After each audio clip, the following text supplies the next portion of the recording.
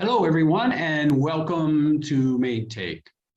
It's a pleasure to be the host of this weekly program that is brought to you by the Maine State Chamber of Commerce. And each week, we take a close look at some of the issues affecting our economy and our people, because those are the two issues that unite all of us in this state, regardless of where you live, regardless of what you do or your politics. And on the program this week, we are looking at an industry, focusing on that industry sector, if you will. It's really a heritage industry that is important to all of us. One that brings to our state global recognition, economic return, and for most of us, an appetite delight. I'm talking, of course, about our lobster industry. And believe it or not, it's facing serious challenges that could threaten their existence. And so we're going to look at questions like how and why is that possible? What is the threat? Is it real? Is it fear-based? Is it fact-based? What surrounds this threat? And certainly, if that threat were to be realized, what would be the impact to our economy? And most of all, what can we do to protect, preserve this such an important industry to our state that has national recognition? And here to explore that issue and answer those questions is the Executive Director of the Maine Lobstermen's Association, Patrice McCarron. Patrice, it's wonderful having you with us today. And thank you for taking the time to be with us. Thank you. It's great to be here. Well, let me begin by acknowledging that it was, in November, in which the governor announced, as a result of receiving an EDA grant of over $2 million, that there was to be a research farm in the Gulf of Maine as part of the Offshore Wind initiative that she'd announced earlier. And with that, I think perhaps the problems began, because in that press release in 2020, in which the offshore wind was announced and the research facility was declared, I supported the offshore wind. And not to my regret, because I did support it, but clearly I was not aware, and that's my bad, that the implications that it might have on an industry that was so important to you. So we had lunch within a couple of weeks ago to provide me a better understanding. And the program today is to allow our viewers to have a similar understanding. So let me begin with the question of, by doing the research over the weekend, I know the issue is not perceived. It is a real one. I know that there are facts that do back up the concerns. But let me ask you this, just as a beginning question before we really get into the two issues that have surfaced that are most challenging, troublesome, and of concern to the lobstermen, the fishing industry of our state.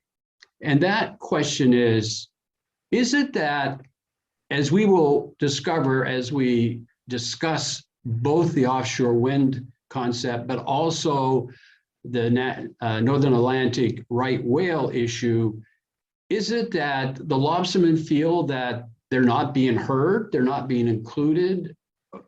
How would you answer that? I think you understand our situation perfectly. We are facing unbelievable challenges that just a short time ago would have been unimaginable. In terms of the offshore wind, you're right, the state got a grant for over $2 million to do a planning process to look at what role could offshore wind play in helping Maine to meet its very aggressive renewable energy goals and very necessary renewable energy goals. The industry was engaged in that. We knew that the plan was coming. We tried to work with the governor's office to find out what committees we'd be serving on and how we could contribute to that effort. But what we in fact learned instead was that the state was moving forward to apply for and erect a commercial wind farm. Its purpose to do research, but would actually operate as a commercial farm. So out of the gate on the wind issue, it's been a very trying situation because we thought we would be planning for offshore wind to understand how many windmills do we need in the Gulf of Maine to meet Maine's goals? Where are those going to be located? What's the footprint going to be? What's the scale of the industrialization that would go into the ocean, because we're being asked to coexist with them? And we were provided no answers. Instead, we were told the state is actually moving forward to build something, and we're going to learn along the way, and don't worry about it. So out of the gate, we felt like our voice was very much diminished. I mean, they were speaking to us, but they were speaking to us to tell us that a plan had been set, and that then they would then loop around afterwards and actually do the formal planning process. So we've done our best to hang in there. People from the fishing industry, myself included, serve on a fisheries working group that's helping to inform the type of research that can happen at the research array. And I'm on the formal advisory committee for the offshore roadmap, the actual plan, and really trying to provide accountability back to the industry so that questions and concerns that the fishing industry have are actually being addressed and not swept aside, because they're in fact very difficult to answer. Let me, I'm asking the following questions more for purposes of clarity and understanding, certainly not challenging by any means.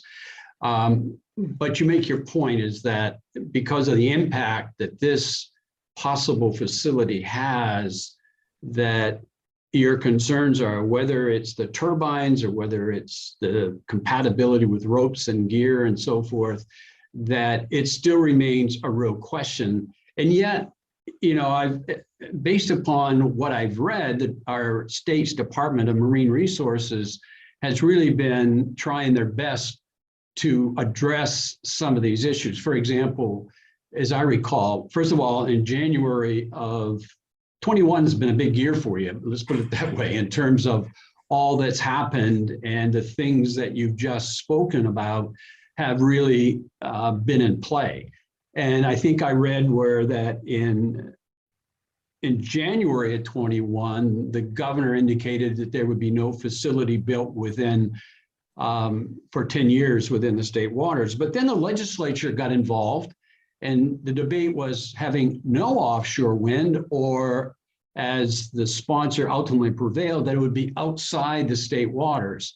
And so that the involvement has started to take place. I also am aware that, getting back to the Department of Marine Resources, that there was an area of interest, that in that area of interest, that there was found to be a location that, in their opinion, would have minimum impact, and at that time listed the concerns of the fishermen, the lobstermen, and that a roadmap, as well as towards a strategic plan by 2023, has put in place. And I'm assuming that that's intended to help resolve some of these issues that you have brought forward. Have I mischaracterized that? And the point being that there is a process that is attempting to resolve this issue in a way that, in my opinion, would allow the offshore wind, which is built upon the premise of the climate challenge that we face as a state and a nation, but not at the loss of the fishing industry. So I'm assuming that that strategic plan, that process is the avenue for which resolution, opinions can be gathered, understanding can be gained. Is that a correct assumption? Except that it's not working that way? Yeah, absolutely. The strategic plan is the offshore wind roadmap, and that is where we get to lay out the issues. I think one of the fundamental concerns from the fishing industry is we feel that the way the state went about it is they put the cart before the horse. They decided to go ahead and build a commercial research array. They committed to that. And then after that, they started the planning process, and the fishing industry had asked out of the gate, let's have the research array be the first issue that we discuss in the strategic planning process. Let's make sure that we can engage with the fishing industry, understand where this site selection is going to be, and iron out the issues. So we really didn't get the voice that we wanted. You know, they presented an area of interest. We did work with the Department of Marine Resources, and my hat's off to them. It was a tough job, and they worked really hard, but when you think about minimizing impacts of offshore wind, the offshore wind has so much use, is so important to fisheries. It's one of the most productive marine areas in the world, and almost all of it is fish. So you're never going to put up one of these commercial wind farms without impact. So you're minimizing impact on the most people, but those who are impacted will be severely so. So we have recommitted ourselves to say, all right, this research array is going forward. We can't undo it. We'll try to make that the best that it can be and try to minimize these impacts on fishermen. But the real place where we can make, try to have Maine's approach be more supportive of the fishing industry moving forward is through that planning process. It's a difficult process, but there's a lot to be gained there. In the fishing industry, to their credit, under difficult circumstances, because they're not very excited about having windmills where they work. Yeah. They've been showing up and they've been contributing and they've been airing their concerns, and I think really gone a long way in raising issues and generating some constructive dialogue with the state. Well, you said that very well, and it's very encouraging comments that you're making, because it sounds like, I don't want to put words in your mouth, but it sounds like if we hang in there and we participate, we engage, and we listen to one another, then this can result in both of us really being able to have what's important, which is the means to address climate change by the offshore wind, but also not do damage to an industry that has meant so much to our state. Did I just put words in your mouth? You didn't. I would agree with that. And I think, one of the things we've really been asking the state is this goal to go from a carbon-based energy economy to a renewable economy. It is really tough work, whether you're developing these on land or in the ocean. They're in remote areas, and it's difficult. And so I think some of this conversation was oversimplified when it was introduced, and people assumed, hey, we build windmills in the ocean and we've solved climate change. Well, it will contribute, but it's not that easy. And we have to make sure that we are carefully weighing the costs and benefits as we move forward. And I think the state has come to understand that, and that the concerns of the fishing industry are legitimate. And we do have a way to move forward. I don't know that everybody will get what they want in the end, but I think we can at least feel like we've been heard and had a chance to really participate in this. Well, to your credit, you said that in a way that should encourage anybody that's viewing this, that's involved in this issue, and my hat's off to you. It's believe it or not, this is the more straightforward and, for lack of a better word, simple issue to address. There's nothing simple about it. After reading this weekend, based on our earlier conversations that we had in person, I, above all else, understand its complexity and the challenge that it presented. And nobody wants to lose our lobster industry, that's for sure. I come from Aroostook County, where potatoes were to us what lobster is to the coastline and to the industry. So, and all, fishing, farming, and forestry is part of our heritage. And it was then, it is today, and I suspect with technology and innovation, it will be in the future, at least we hope so. But let's talk about the one that probably is even more challenging. As a matter of fact, it's one that to me is discouraging on its face when you look at the issue and start to examine it. And here I'm talking about the issue associated with the endangered species, the North Atlantic right whale issue. And here, let me just begin by indicating that, again, in early 2021, the National Marine Fisheries released a 10-year plan intended to protect the North Atlantic right whale. That was not the problem as I initially read it. What was the problem under the plan was that Maine's lobstermen are required to reduce the risk to the right whale by 98%. I repeat, 98% by 2030, when there's minimal impact today. That seems such a tall hill to climb, almost impossible. Your reaction to that? You are absolutely right. This is an issue that keeps me awake at night because the federal government has laid a goalpost that we must achieve in order for our fishery to continue that is unachievable. We don't have the tools in place to reduce our risk by 98%. And I really worry for a lot of the lobstermen who are currently fishing. And I am just really troubled about the future. You know, what future do we have for our kids along the coast? I really worry that we're not going to have a lobster fishery left, or certainly nothing that remotely resembles what we have today with the number of jobs and economic opportunity that it's able to generate. Well, it also seems to me, and based upon our conversation, but also reading over the weekend about the right whale issue, that the Maine lobstermen are being singled out because water knows no definition, and Canada is not considered part of this. There's no regulations that is being imposed upon, at least by the US, and certainly they would have an impact. That ships carry an incredible responsibility for strikes dealing with whales, that the industry themselves has not been defiant. They've been very compliant what I've read about their efforts to comply with requests made by the federal agencies concerning their equipment. And even I think it was Bigelow Lab that indicated today the right whale is moving further out to sea rather than coming in closer to shore.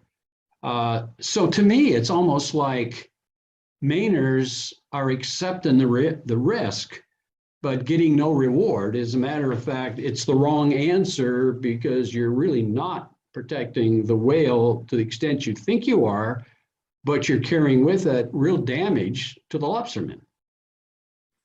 Yeah, just to hear you restate the problem, it is truly still unbelievable to me that we're in this situation. And the way the federal laws operate is that we have to pay for whales that die in Canada because the right whale population is coming down. We have to pay for whales that are killed if a vessel hits them because the right whale population is coming down. But when they're looking at who's contributing to saving the right whale, right now the target is on the Northeast lobster fishery and on Maine lobstermen in particular. So, you know, I look at the data because these whales are highly endangered and they do need to be saved. Yeah. And Maine lobstermen are very committed to doing their part with that. But we know in 2017, 12 whales died in Canada. They didn't have aggressive management measures in place as we do in the US then, and that was unfortunate because the whales hadn't really been spending much time up there and they paid dearly for that. But the Canadian government responded, and I'm sure your viewers hear a lot in the media that Canada's doing a great job. They've really stepped up and the US needs to be doing what they're doing. Somehow the fact that 10 whales died in Canada in 2019, you know, 2.5 years into their mitigation plan is lost. And so we ask ourselves here in Maine, what can we do to make our portion of the ocean safer for whales? And we're working on that. We're actually implementing a whole round of new rules this May, but we know for certain we will never save those 12 whales that died in Canada in 2017, or the 10 that died up there in 2019, or the 2 that died in the United States in the last 5 years due to US vessel strikes. We can't solve that problem, yet we are the only party in the US currently being regulated to help these whales. And it is unbelievably frustrating because what we're being asked to do is going to put us out of business. Yeah, I'm going to read something from, I did take a note of this and I'm going to read it. This part is not spontaneous, is that it comes from one of your brochures representing the industry. It says, North Atlantic right whales are a species whose limited population is in danger, and the Maine lobstermen are fully dedicated to ensuring their continued existence. So it's not like, as you just articulate, it's not like you're ignoring the issue.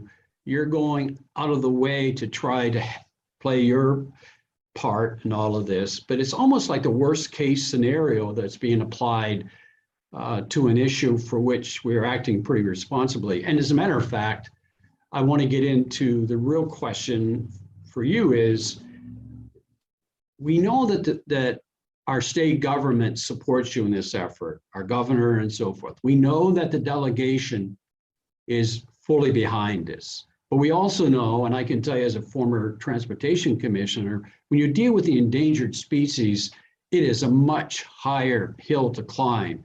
So my question to you is, what are you doing to try to address this, knowing how much of a challenge it is, both because of the regulation, but also because of the way that Maine role is being really mischaracterized or not included to the extent that it should be? Yeah, well, we've been heavily involved in the regulatory arena. Myself and a few other board members serve on the federal team that advises the federal government on, how we should be dealing with these management issues.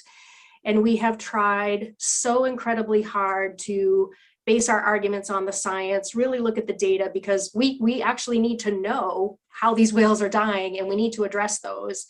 And everything that we've seen and learned is that it's really not Maine. As you say, the whales are moving away from where we fish. The last known entanglement in Maine lobster gear was 2004. Maine lobster gear has in fact never been known to have killed a whale, ever. And yet here we are. And so we've brought these arguments to the government over and over again, and we just feel like it's fallen on deaf ears. They've taken a very draconian approach to this. So we've ultimately ended up having to file a lawsuit against the federal government in court, nothing that I would ever want to do. It's extremely expensive. And it's a high bar to make a case under the Endangered Species Act and the Marine Mammal Protection Act. But having spent so many hours going through the data and the documents and trying to figure out, what is the disconnect in all of this? The disconnect is that our federal government is not using the best science. They're ignoring data that they know that whales are dying in Canada or whales are dying due to ship strikes. The federal government's reporting that the calving rates are at historic lows, and they're ignoring the last 4 years of data where that's bounced back significantly. They're reporting that whales are suffering and their health is poor, but they're not reporting that now that they're in Canada, they're finding food again, and they're actually doing much better. There's a whole host of things that the federal government could be doing better with science, better assumptions, using better modeling techniques. One of the real ironies of this whale plan is that after Maine takes its 98% risk reduction, the model that the federal government used determines that the right whale population is still in decline, but it's not our fault. Who in their right mind would support a management plan that actually doesn't turn around the species and puts a heritage industry out of business with no track record of interacting with the whales? So we feel like the science doesn't add up. The basis for this rulemaking doesn't add up. And so we've taken it to the courts, and we feel like we have a really strong case, not to make it go away. We'll never make this go away. Maine lobstermen will be doing more to help whales. That is a fact. But can Maine lobstermen address the risk that we pose and not be held responsible for the risk in Canada or the risk from vessel strikes and other things that are far beyond our control? That is our goal. So that would, and I want to explore this just a bit more, is that would minimize the 98% requirement that we spoke of when we first began this subject matter. That's exactly right. So we're going through our first 60% reduction right now, and the final measures are scheduled to be implemented in May. We're scheduled for another 60% risk reduction in 2025, and then an 87% risk reduction in 2030. So we're hoping in these last 2 rounds of risk reduction, we can have the science reanalyzed and reinterpret what those goalposts should be. I anticipate Maine lobstermen will be doing more in 2025 regardless, and potentially more in 2030. But can we bring that goalpost down so that Maine lobstermen are addressing the risk from our fishery and not trying to solve the problem for other areas? For some reason, the federal government is not paying attention to the fact that the whales have moved away from where we fish. So We're being held accountable because we have a lot of rope in our fishery, and that's a fact. We do have a lot of rope in our fishery, but we cannot entangle whales that aren't here. And the federal government knows, they have specific data saying this killed a whale, and they're not addressing those known causes. Instead, they're coming after us for the potential to entangle a whale. And we feel that that's upside down, and everybody can do a lot better. And we're hoping that the court will provide that accountability for right whales, for Maine lobstermen, for everybody. So let me ask you this.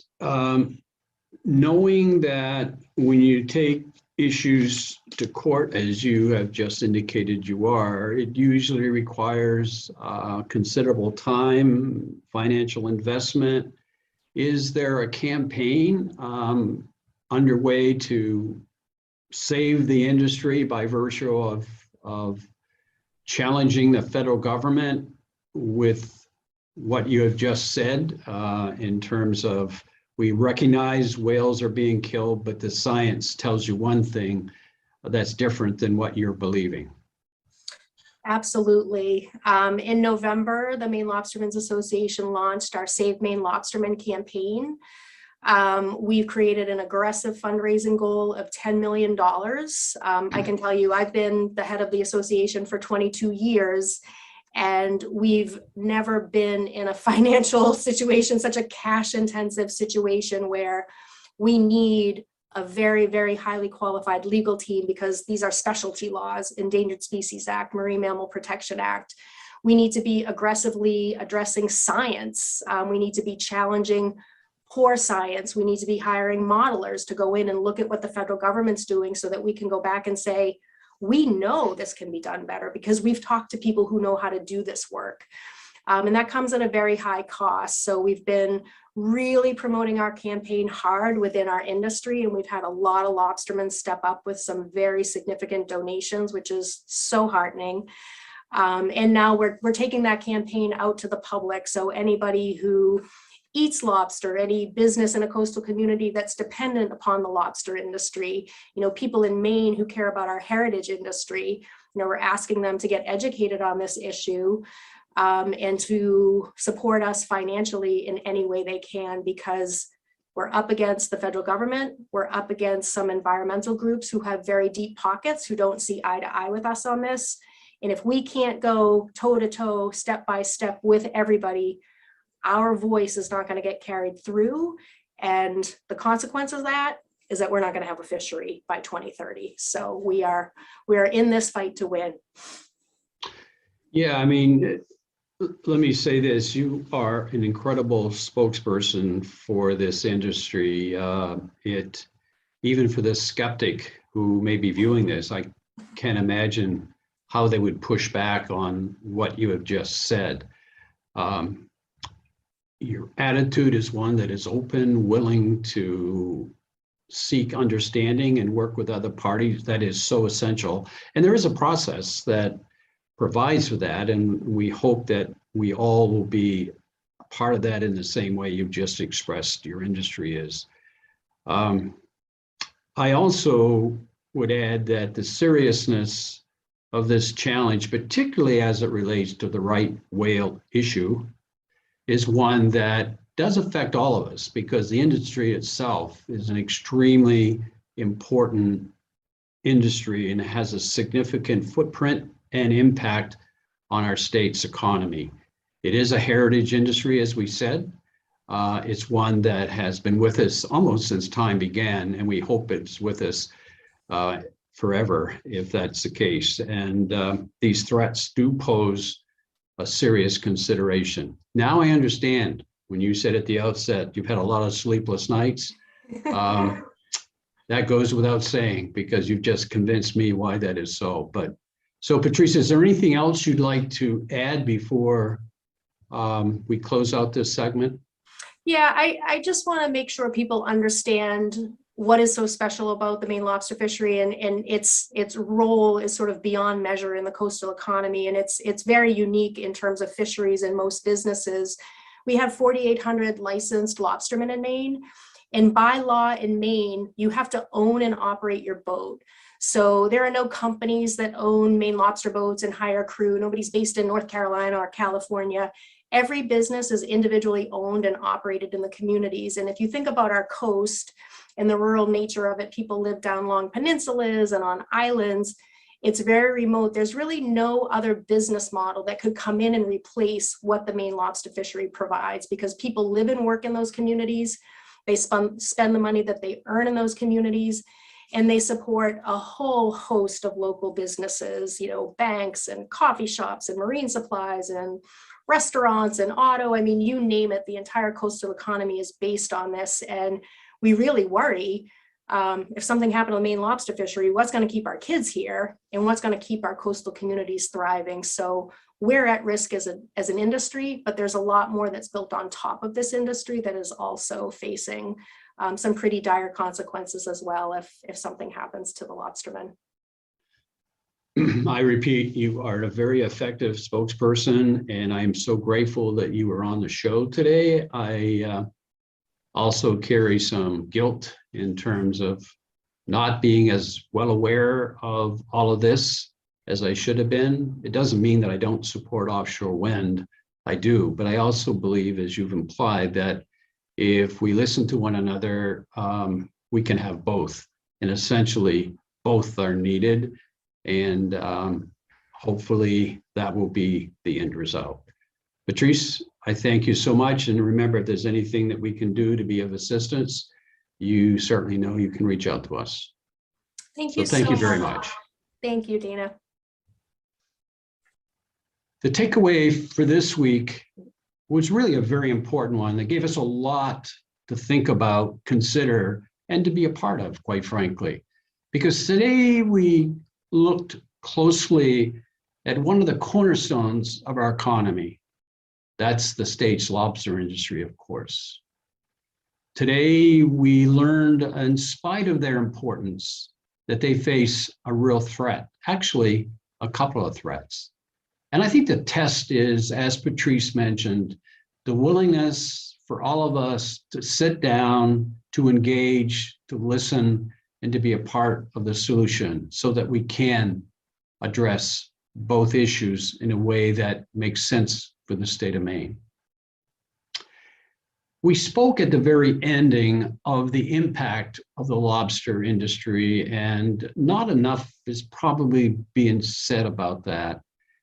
But in my reading over the weekend, it became very clear to me that all species of fish are important, but lobstering is really the top fishery in our state, that they represent a worth of over $1.6 billion. And when you add the impact from the docks to the supply chains to its final destination, you can add another $1 billion every single year. As Patrice mentioned, there's 4,800 that operate as independently owned small businesses. But when you look at the crews and those involved, you're talking of a workforce of around 10,000 people. And as she said, they are the industry sector of our coastal communities along our state. When you think of the lobster itself, you really have to really respect it as a product, but also as a brand, one that is worldwide in presence, in both awareness as well as appreciation. But as was noted today, there are a couple of issues that really pose a threat. The first was the offshore wind. Came about 1920 and initially in 21. 21 was a big year for both of the issues that we're about to talk about that you heard discussed here today. The offshore wind, the governor in January of that year said that there will be no more offshore wind projects within the state waters for 10 years. That was later changed by legislation that said they'll be outside the state waters from now on. And in the process, in the time of 2021, a lot was put in place to try to determine where the best location was. and what the impact that would be on the fishermen. It was also an issue that went to, okay, we need to come up with a roadmap that allows us to better understand. We need a strategic plan that would be put in place by 23, and a committee to oversee the roadmap as well as the strategic plan. So there is a process that's in place that determines the best location, tries to determine the compatibility, that requires all of us to take a role, at least those who are part of the committee, in the effort to try to answer questions, to try to better understand the impact it has on the fishing community, on the lobstering in particular. It's a real concern. Facts should drive the final answer. But I do believe that with the attitude of Patrice McCarron, who is the executive director of the Maine Lobstermen Association, that can happen, because the attitude that she has, while it does encourage everybody to better understand the position of the lobster industry, which is necessary, it does offer a solution by being part of the discussion. But the other issue that we discussed, North Atlantic right whale, is one that to me is more perplexing, more concerning. And this began, as we noted, in early 21, when the National Marine Fisheries announced a 10-year plan. But that plan called for a 98% reduction in the risk to right whales. 98% reduction, when today the impact is minimal, seems almost impossible to ever get there. When you consider that the entanglements we haven't had for 20 years and there have been no deaths recorded. When you consider that Canada isn't part of this calculation, at least as it applies to us, nor are ship strikes that certainly go on, but it's not part of the main responsibility that's being asked for. You add to that the fact that actually our lobstermen have not been defiant. They have cooperated, they have reached out, they have done what they can in terms of their ropes, their gears, and sometimes technology doesn't even provide what is now referred to as ropeless access to the traps. No, and also as Big Lab reported, they moved further away from our feeding grounds. Yeah, it makes you wonder if what is going on, that it seems like the answer is not contained in fact. As a matter of fact, above all else, it seems that regulations are being put forward that will hurt fishing, but won't save the whales. And that certainly is not the answer that we seek. It also seems to me that logic, science, and the facts are on the side of the lobster industry. And that's why a campaign has been started called Save Maine Lobstermen.